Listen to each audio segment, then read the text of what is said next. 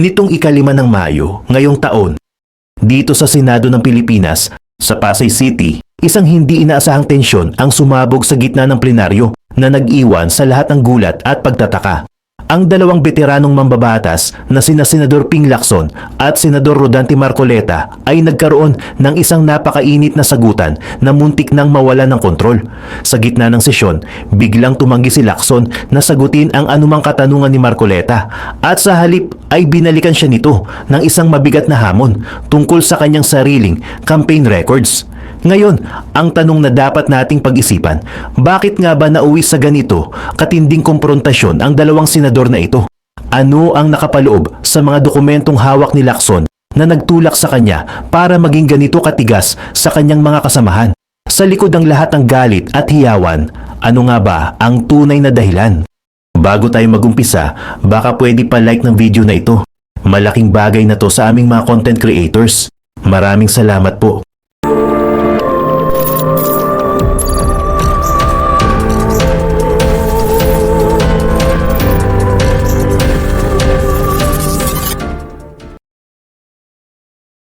Tumayo si Senador Panfilo Ping Lacson sa plenaryo para isagawa ang kanyang privilege speech kung saan tinalakay niya ang naging resulta ng investigasyon ng Senate Blue Ribbon Committee tungkol sa flood control scandal. Sa kanyang pagsasalita, ibinahagi niya ang mga nakuha nilang impormasyon at ebidensya laban sa mga opisyal na sangkot sa umano'y anomalya. Gayunpaman, naging mitsa ng tensyon ang naging desisyon ni Lacson na huwag munang magpa-interpellate o sumagot sa mga katanungan ng kanyang mga kapwa-senador. Ipinaliwanag ni Lacson na hindi pa siya pwedeng gisahin tungkol sa detalye ng report dahil hindi pa ito formal na na-file sa Bills and Index Division ng Senado. Sa puntong iyon, 7 pa lang ang nakakalap na pirma mula sa mga miyembro ng komite at kailangan ng hindi bababa sa 9 na pirma para ito ay maituring na opisyal na dokumento.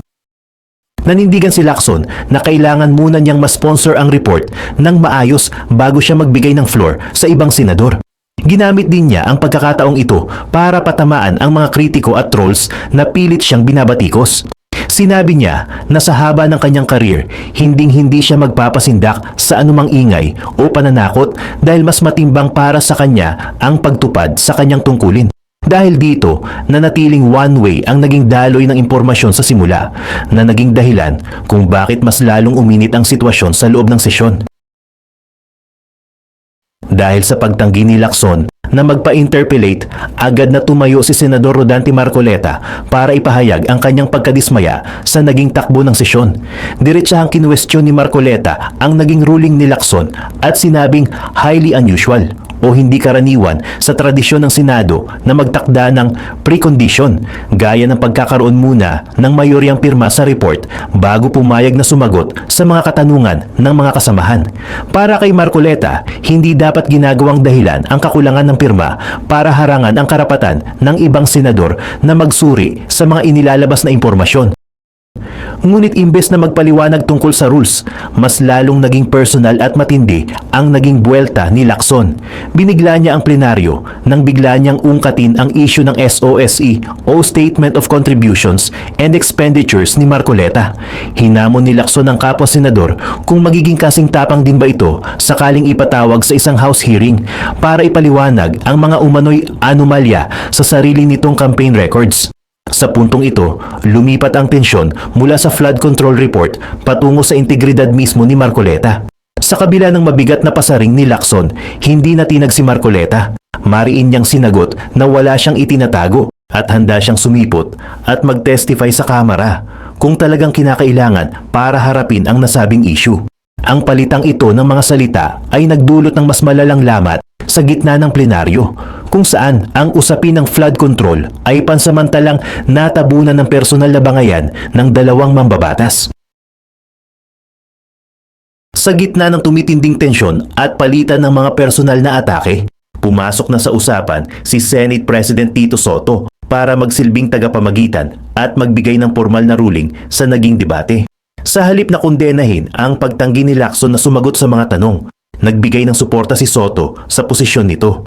Nilinaw niya sa buong plenaryo na ayon sa umiiral na rules ng Senado, may karapatan ang sinumang mambabatas na tumanggi sa agarang interpellation Matapos ang isang privilege speech, ipinaliwanag ni Soto na ang ganitong uri ng talumpati ay privilege ng senador at hindi automatikong obligasyon ang sumagot sa mga katanungan, lalo na kung ang speaker mismo ang nagsabing hindi pa siya handang magpag-isa sa floor.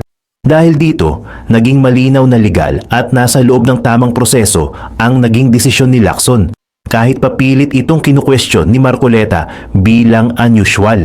Binigyang diin ni Soto na dahil ang pinag-uusapang report ay wala pa sa formal na yugto ng sponsorship, kung saan doon talaga nangyayari ang mandatory na tanungan, ay nasa discretion pa rin ni Lacson kung kailan niya gustong buksan ang kanyang sarili sa mga katanungan ng mga kasama.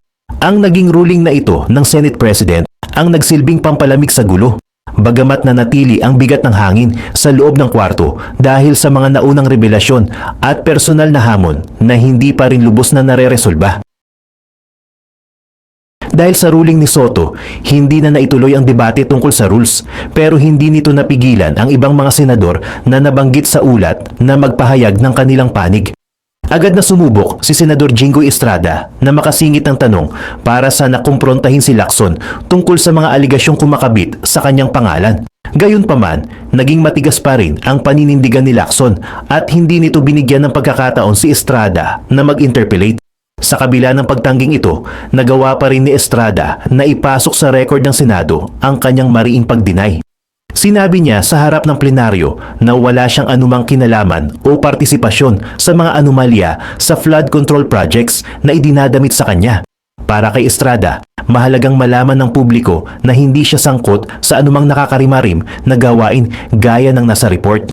Kasunod nito, naglabas din ng kanyang depensa si Senador Joel Villanueva na ang pangalan ay nadamay dahil sa mga proyekto sa Bulacan 1st District Engineering Office. Dahil ang Bulacan ay kilalang baluarte ni Villanueva, naging mainit ang usapan sa mga proyektong dumaan sa nasabing opisina. Tahasang itinanggi ni Villanueva ang lahat ng aligasyon at sinabing wala siyang kinalaman sa mga umano'y irregularidad sa mga kontrata ng gobyerno sa kanyang probinsya. Binigyang diin niya na sa kabila ng mga lumabas na pangalan sa presentasyon ni Lacson, nananatili siyang kampante sa kanyang integridad. Nanindigan si Villanueva na sa tamang panahon ay mananaig din ang katotohanan at mapapawalang sala siya sa mga isyong ito. Ang mga pahayag na ito mula sa dalawang mambabatas ay nagsilbing formal na pagkontra sa mga revelasyong inilabas ni Lacson habang hinihintay ang susunod na hakbang ng komite. Matapos ang mga naging depensa ng mga senador, ang atensyon ay bumalik sa technical na status ng report na inilabas ni Lacson. Sa kasalukuyan, nananatiling pending ang formal na pag-akyat nito sa plenaryo dahil sa issue ng mga pirma. Batay sa rules ng komite, kailangan ng hindi bababa sa 9 na pirma para maging opisyal ang report at payagan ng chairman na i-sponsor ito para sa debate. Sa ngayon, 7 pa lang ang nakakalap na suporta, kung saan ang pinakahuling nagdagdag ng kanyang pirma ay si Senador Raffy Tulfo. Dahil dito, 2 pirma na lang ang kulang para maabot ang kinakailangang mayorya at tuluyan ng maging ganap na dokumento ng Senado ang mga findings sa flood control scandal. Sa kabila ng kakulangang ito sa pirma, naging malinaw na ang bigat ng mga rekomendasyong nakapaloob sa ulat. Isinusulong ng report ang pagsasagawa ng isang masusing case build-up laban sa mga individual, kabilang ang ilang matataas na politiko na itinuturong utak sa likod ng mga anomalya. Ang mga kasong inihahanda ay hindi biro dahil kabilang dito ang plunder, graft and corruption, direct bribery at money laundering. Bukod sa mga kasong kriminal, inirerekomenda rin ang paglalabas ng mga freeze order at pagsasagawa ng bank inquiries para matukoy kung saan napunta ang pondo ng bayan na umano'y kinulimbat sa pamamagitan ng kickbacks at bid rigging. Habang naghihintay ng huling 2 pirma, ang report na ito ay nagsisilbing babala sa mga pangalang nabanggit. Dahil oras na makumpleto ang suporta ng komite, formal na itong isasalang sa mas matinding pagsusuri at posibleng pagsasampa ng mga kaukulang demanda sa ombudsman. President, may I ask Senator Lacson if he wishes to yield some questions by way of interpellation? Senator Lacson, I'll say it again, Mr. President. Until the partial committee report is submitted or filed with the Bills and Index Division, and until after I have sponsored the partial committee report, I'm not yielding the floor.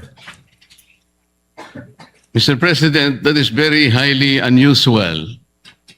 Why would Senator Lacson make a precondition that the partial report should be signed by at least a majority of its members before he can yield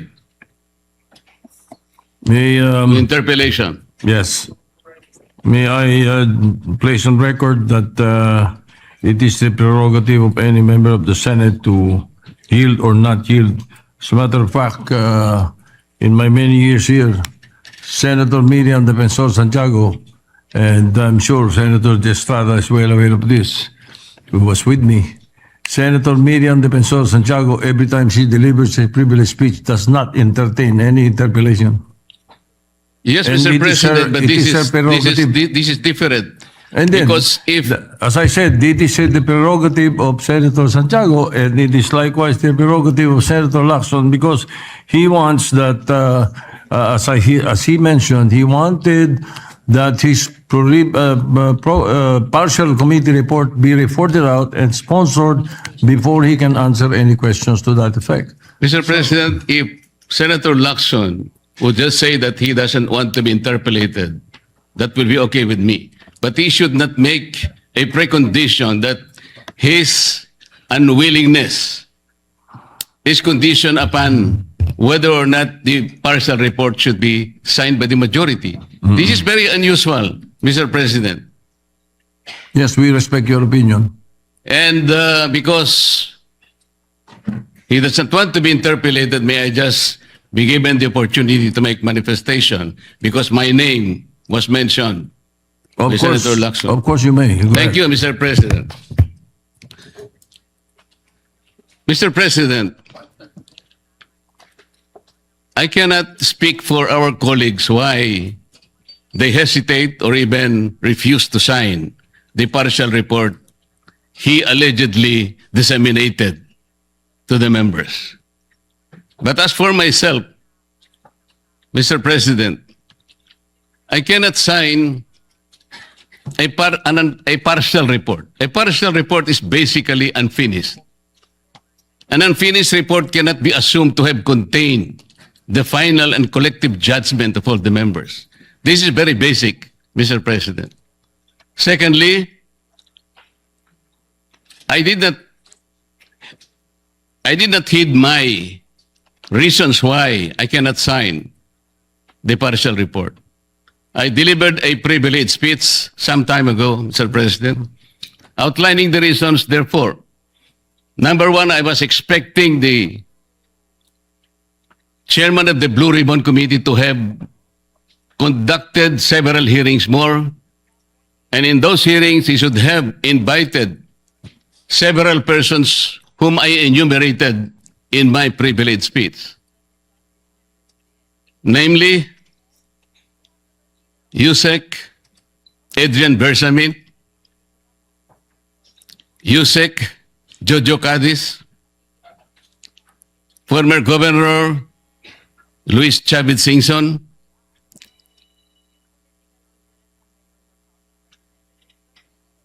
former Speaker Martin Romualdez, former Congressman Saldico by way of an apostilled sworn statement, because this is very, very possible. An apostilled sworn statement, Mr. President, as I have already advised the chairman of the Blue Ribbon Committee, is similar to a sworn statement notarized by the Philippine Consulate in any part of the world, because this apostilled manner or method of subscription was already adopted by the Supreme Court in one of its resolutions, Mr. President. I also advocated that the 18 ex-soldiers be immediately be invited because they have so much to say. Because I thought he said, and he emphasized at some point, that wherever the evidence is the BRC will be led there too, Mr. President. Ang sabi pa po niya, Mr. President, hindi option yung interparliamentary courtesy. At kung ako po ba'y tatawagin pala sa mababang kapulungan dahil meron pala silang itatanong tungkol sa di umano ay mga donasyon na aking tinanggap. Mr. President, I will willingly present myself with or without invitation. They decided to suggest to me that they wanted me there. I will go there, Mr. President.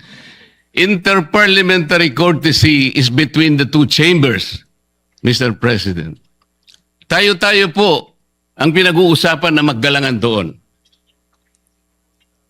Pero ang nangyari, Mr. President, ang ating boss, ang mga amo natin, ang taong bayan, ang hindi na po iginalang eh. Hindi lang pangbabastos sa mga taong bayan ang ginawa ng mga magnanakaw at kawatan nitong flood control projects. Igagalang pa ba natin, Mr. President, ang mga tinutungo ng ebidensya na sangkot ang mga taong gusto nating ipatawag in this chamber?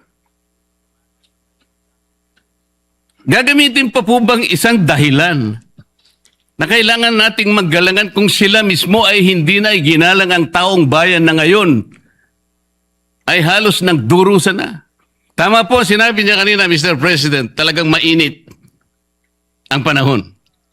Ang heat index ay talagang sumadsad na talaga sa pinakamainit na bahagi.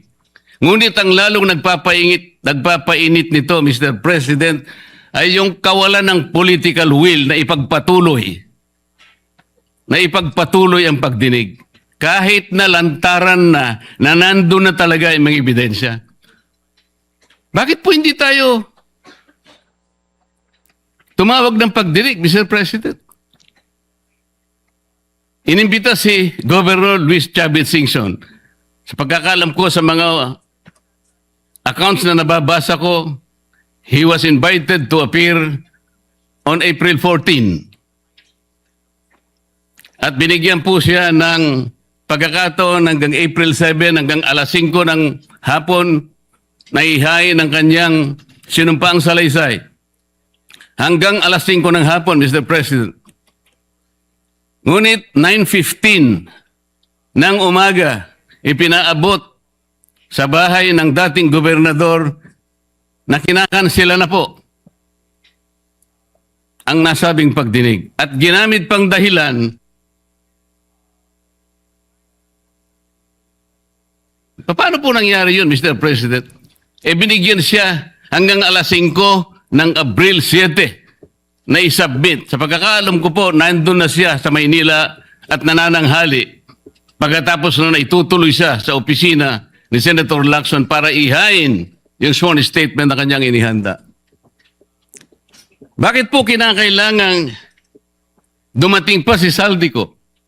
Hinihintay siguro ni Saldico, Mr. President, ideklara lang ng chairman ng Blue Ribbon Committee, i-apostil mo lang yan kahit nasaan ka sa anumang bansa ka sa Europe, tatanggapin ng committee yan. At pagkatapos, hahayaan ka namin sa pamagitan ng Zoom, ay pumayag ka at iimbitehan ka namin para sa isang special na pagdinig kung yan ang gusto mo. Yun lang siguro gusto niyang marinig. Bakit ikukondisyon pa natin ang pagdating niya rito, Mr. President, kung yung apostle sworn statement is sufficient enough for him to do just that? Ano po ba tayo rito? Nagtatakip po ba talaga tayo? Mr. President, kayo po ay maaring makapagtestigo sa sasabihin ko. Nung isang araw po, pinuntahan ko kayo sa inyong opisina at may binanggit po akong isang bagay na maaaring makatulong sa atin kung paano kilalanin si Senator Lacson. Binanggit ko po sa inyo, Mr. President, ng buong katapatan nung ako'y wala pa po sa Kongreso, wala pa po sa public service. Nakilala ko po si Senator Lacson bilang chief ng PNP. Nabanggit ko po sa inyo, Mr. President, sa ating pag-uusap sa inyong opisina. Mula noon, nung makita ko siya, lalong-lalo na po dun sa episode na pinatawag po niya, ang lahat ng kinaukulan na merong mga nakaw na sasakyan, mga karnap na sasakyan. Naalala ko po na sinabi niya, Mr. President, lahat ng mga ninakaw na sasakyan, dalhin nyo rito sa Camp Crame. No questions asked.